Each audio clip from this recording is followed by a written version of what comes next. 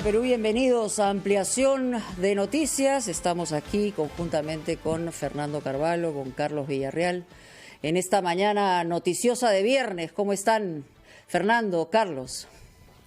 Muy buenos días, Mónica, y muy buenos días, Carlos.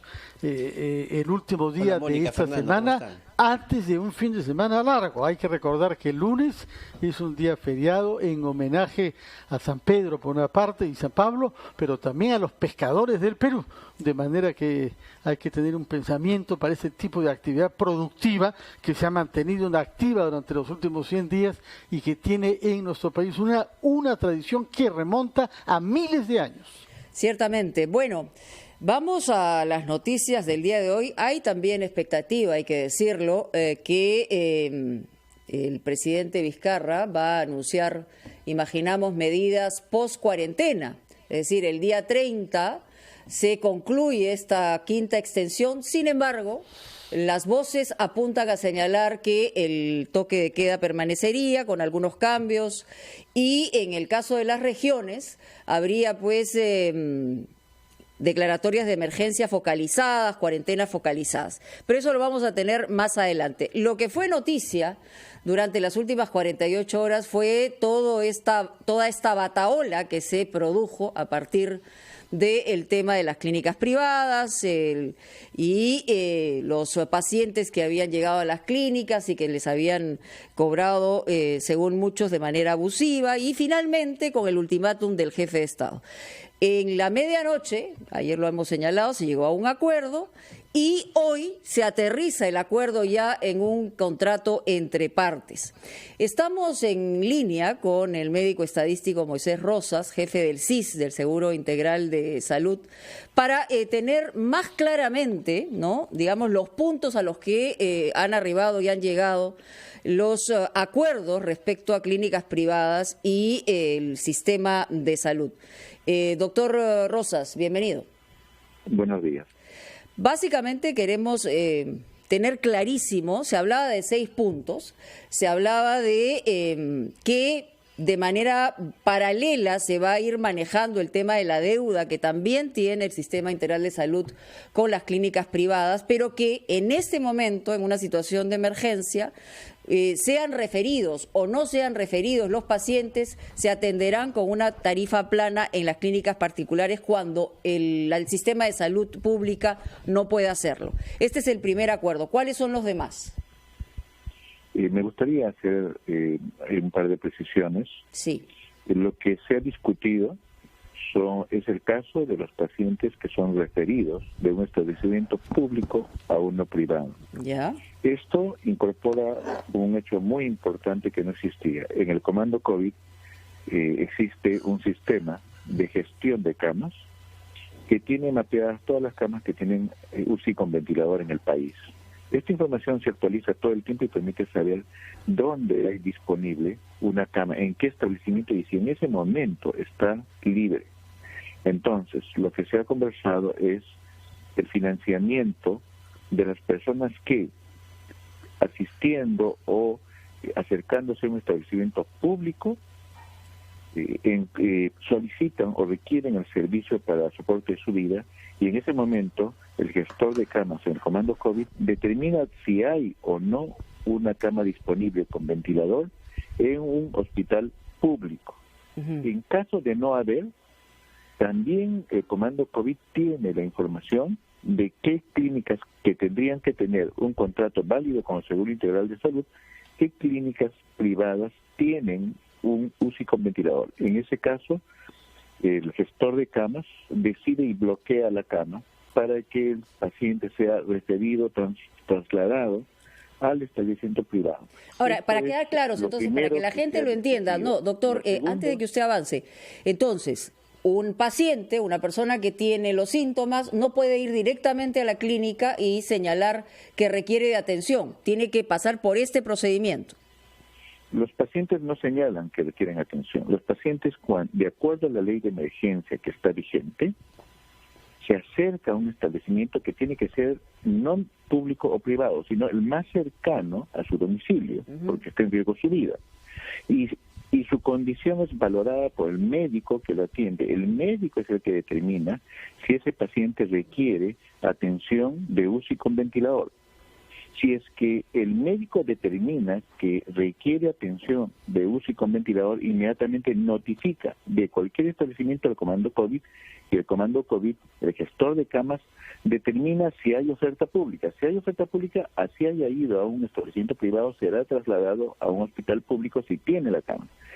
Si no hubiera la cama, el gestor de camas, que es algo muy importante y que no había antes y que es lo que ahora podemos tener como un país desarrollado, el gestor de camas determina a qué clínica va o si se queda en esa clínica si es que hubiera UCI con ventilador. Hago notar una cosa importante. La ley, permítame hacer una precisión, que es muy importante para la ciudadanía. La ley de emergencia que garantiza la atención médica siempre está vigente desde hace años y por tanto cualquier persona que piense que su vida está en peligro tiene toda la garantía de la atención. De lo que estamos hablando aquí es del financiamiento. Sí, claro. Y en ese término, en ese extremo, tiene que ser valorada su condición por el médico que determinará si es una condición de emergencia que requiere internamiento en UCI con ventilador. Y en ese caso, como les digo, tiene que comunicar al comando COVID para que se haga un uso racional de los recursos del país.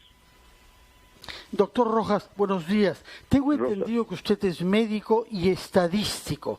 Yo me dirijo a usted en tanto que estadístico sobre todo, constatando que este problema de las clínicas privadas se ha originado porque no habían camas suficientes en los hospitales públicos, pese a que, por ejemplo, el número de camas UCI pasó de menos de 300 a casi 1.200. Sin embargo, toda esta polémica nos ha hecho perder de vista que durante los últimos días se han venido registrando datos positivos sobre la curva epidemiológica, menos muertos por día, siguen siendo muchos, pero menos que la semana pasada, y más gente que sale de los hospitales.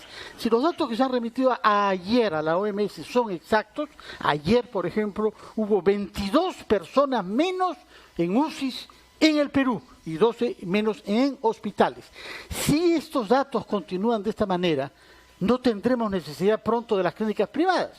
Si la evolución de la epidemia en general, como parece según los últimos días, sigue siendo positiva, ¿podremos recibir a todos nuestros enfermos en los hospitales públicos o no? Si la tendencia promedio del país se mantuviera en términos favorables, por supuesto que podríamos, y se está incrementando fuertemente aún la oferta en los establecimientos públicos. Sin embargo, tenemos que estar preparados para cualquier cosa, porque esta epidemia es una epidemia cambiante. Cambia en el tiempo y en función de la conducta de los ciudadanos, pero además se está trasladando a lugares donde la oferta no es adecuada.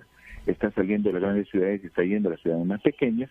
En estas ciudades pequeñas, históricamente, hemos tenido una oferta disminuida y nuestra preocupación ahora es crear oferta en aquellos lugares donde se requiere ir en resguardo de la vida de los ciudadanos, que es nuestra principal preocupación.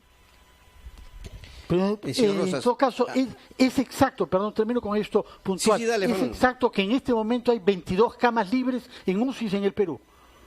No tengo las estadísticas exactas porque el tema de las UCIs es muy dinámico, los pacientes salen, entran, es un tema muy dinámico, por eso tenemos un gestor de camas que nos dice en todo momento si la cama está disponible o no. Es muy difícil saber en este momento cuántas camas, eso lo sabe solamente el gestor de camas del comando COVID.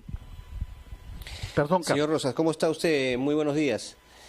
Usted ha hecho una declaración que ha llamado la atención y es que las clínicas privadas, ¿no?, leo textualmente, no están obligadas a firmar el acuerdo del gobierno que establece una tarifa plana de 55.000 soles para atención de pacientes con COVID y que, bueno, ya depende de cada representante de la clínica respectiva. Escuchamos ayer al ministro de Salud con Jaime Chincha decir que, bueno, si es que no firman, aténganse las consecuencias porque hay una serie de medidas, haciendo alusión a lo que dijo el presidente, ¿no?, en su conferencia de prensa. Entonces, ¿qué va a pasar si, de acuerdo a lo que usted ha dicho, el representante de una clínica privada no firma el contrato?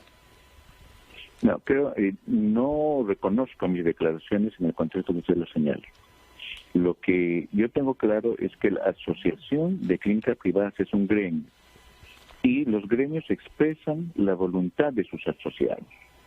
ningún contrato se firma con un gremio, sino con quienes tienen la personalidad jurídica. Y aquí cada clínica tiene su personalidad jurídica y para firmar contratos requieren hacerlo individualmente. Por tanto, una asociación no puede firmar contratos porque no tiene la personalidad jurídica de sus individuos. Entonces, no he dicho que, o mejor, le diré de esta manera. La voluntad de las clínicas privadas en favor de este acuerdo con el Seguro Integral y la Salud ya se ha manifestado y es favorable. Ellos están, y sus voceros lo han señalado, entiendo, he visto algunas declaraciones, están satisfechos con el acuerdo y nosotros también, así que estamos viendo en resguardo de la vida de los pacientes. Yo no tengo ninguna preocupación en realidad de que las clínicas que tengan el servicio no vayan a firmar. Yo creo que por el contrario, las clínicas que tienen el servicio van a firmar. Yo tengo toda la seguridad, realmente han manifestado su compromiso con el país. Nosotros hemos puesto los recursos que necesitamos, así que en realidad en este momento no es una preocupación. Estamos afinando los temas técnicos que son legales, muy frondosos, muy burocráticos. Hemos trabajado cerrados con el Zoom, todos los equipos día y noche. Estamos de amanecida, necesitamos sacar pronto estos documentos y no tengo en realidad reservas. No tengo reservas, pero, no tengo dudas. Señor Rosas, disculpe, esta declaración que usted la dio al diario Gestión. Yo serio. Perdóneme, yo no he dado, que recuerde, declaraciones al diario Gestión, salvo que esté tan cansado por las noches que no duermo, pero yo lo que he dicho es que de acuerdo a la normatividad, de acuerdo a la normatividad, la asociación de clínica no puede firmar por sus afiliados porque no tiene su representación jurídica. Es todo lo que he dicho, esa es la ley. Pero no he dicho que sea una preocupación que no vayan a firmar. Yo creo más bien que van a firmar, porque han manifestado su voluntad a través de sus voceros y de la asociación que los agremia. No he dicho en ningún momento eso, por el contrario, estamos muy confiados en que ellos se van a acercar apenas estén disponibles los documentos para la firma. ¿A qué hora está prevista, digamos, la firma ya del acuerdo? Porque lo que se realizó hace 48 horas fueron acuerdos básicos, los 6 puntos que se han mencionado anteriormente, y esto tiene que estar aterrizado en un contrato como usted señala. ¿Esto va a ser hoy mismo? ¿A qué hora? No se ha previsto todavía una hora concreta porque hay que sortear todavía la increíble trama legal. Estamos hablando de dinero del Estado, eso está bajo el escrutinio de los ciudadanos y por tanto hay que ser muy cuidadoso para evitar circunstancias que en el pasado han ocurrido. Entonces aquí tenemos que cumplir con toda la normatividad. ¿Se refiere a circunstancias del pasado que tienen que ver con esta, digamos, esta controversia que hay entre deuda del SIS y las clínicas privadas, básicamente? Efectivamente, que estuvo empañada lamentablemente por señalamientos de corrupción, hay denuncias, etcétera. Entonces todo eso hace que para evitar suspicacias tenga que tenerse mucho cuidado y atravesar una maraña legal impresionante para garantizar que los recursos si hoy, en este momento, y usted señala que es muy dinámico la entrada y salida de camas UCI de las personas, si en este instante va una persona, el médico lo refiere, ¿va a ser aceptado dentro del acuerdo previo o todavía no? El acuerdo es, y qué bueno que lo menciona, gracias, si un paciente ve afectado o está en riesgo su vida, tiene que acercarse al establecimiento y según la ley de emergencia, debemos ser notificados para determinar si hay oferta en los hospitales públicos y será transferido como corresponde. Si no hubiera la oferta, el sector, como sector, tiene que ver dónde acomoda a este paciente para salvaguardar su vida. Ok. Le agradecemos mucho, doctor Moisés Rosas, por estos minutos aquí en Ampliación de Noticias. Vamos a ir a una pausa y ya regresamos con mucho más. No se muevan.